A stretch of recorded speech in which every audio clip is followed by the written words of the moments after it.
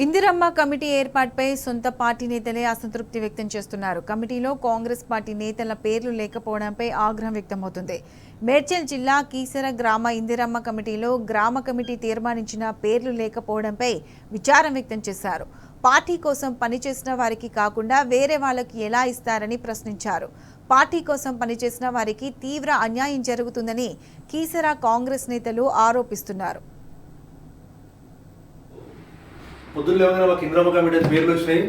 మేము కీసర గ్రామ కమిటీ చూడగానే షాక్కి గురైనాం. ఎందుకంటే ఈ ఇందిరమ్మ కమిటీ గురించి 2 సార్లు మీటింగ్ పెట్టి మేము పెట్టిన తీర్మానం చేసిన పేర్లు రాకపోవడం చాలా చాలా బాధాకరం. ఎందుకంటే చాలా అన్యాయం కూడా జరిగిందని అనుకుంటున్నాం.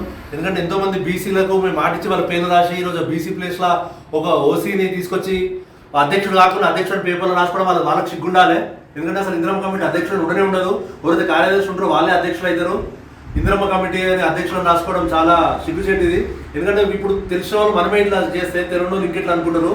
ఇదంతా అన్యాయం. ఎందుకంటే మనం గ్రామ కమిటీ నుంచి తీర్మానం చేసింది మన గ్రామ కమిటీ అధ్యక్షుడు అఫీషియల్గా లెటర్ పెట్టి ఇచ్చిన పేర్లు రాకపోవడం చాలా అన్యాయం జరిగింది అనుకుంటాం. అదేవిధంగా ఇది ఇందిరమ్మ కమిటీ కాకుండా ఒక మేడ్చల్ మార్కెట్ కమిటీలో ఎవరికి డైరెక్టర్ చేయలేదు. కీసరకు ఎంతో చరిత్ర ఉంది, మన కీసరకి ఎంతో చరిత్ర ఉంది. ఇన్ని రోజుల నుంచి దండాడుతుంటే ఇన్ని రోజులు చేస్తుంటే కీసర ట్రస్ట్ బోర్డు మెంబర్లు ఏమంటే ఏది చాతలేదు వాళ్ళకి. అన్ని వేరే వేరే చిన్న చిన్న గుళ్ళలో ట్రస్ట్ బోర్డులు వేస్తారు, కీసరకు మాత్రం ట్రస్ట్ బోర్డులు వేస్తలేరు. అదేవిధంగా కీసరకు ఎందుకు ఇంత అన్యాయం చేస్తారు, కీసర ఓట్లు వేయలేదా, కీసర కాంగ్రెస్ పనిచేస్తలేరా అని నేను క్వశ్చన్ చేస్తున్నా.